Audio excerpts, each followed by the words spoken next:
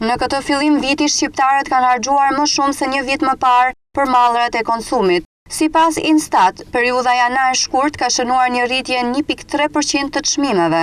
Rritje ka shënuar edhe indeksi i grupit ushqime, pije jo alkolike dhe duhan, dhe po ashtu edhe nën grupi zarzavate dhe nën grupi frutave. Çmimet e konsumit në muajin shkurt shënuan një rritje prej 1.3% krahasuar me muajin e mëparshëm, nga 2.3% që ishte rritja mujore një vit më parë. Ndryshimi vjetor i indeksit të çmimeve të konsumit në muajin shkurt është 0.6%. Një vit më parë ky ndryshim ishte 4.5%.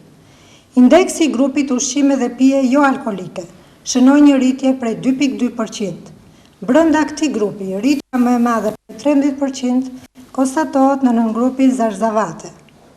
Edhe indeksi në grupit fruta shënoi një rritje prej 4.5%. Indeksi i grupit qira, ujë, lëndë djegëse dhe energji shënoi një rritje prej 0.5%. Ku mund veçojmë rritjen e çmimit të ujit të pishëm në masën 10.6% dhe çmimin e lëndës djegëse me 0.5%. Gjatë muajit shkurt, çmimi i naftës u rrit me 1.7% dhe çmimi i benzinës me 1.9%.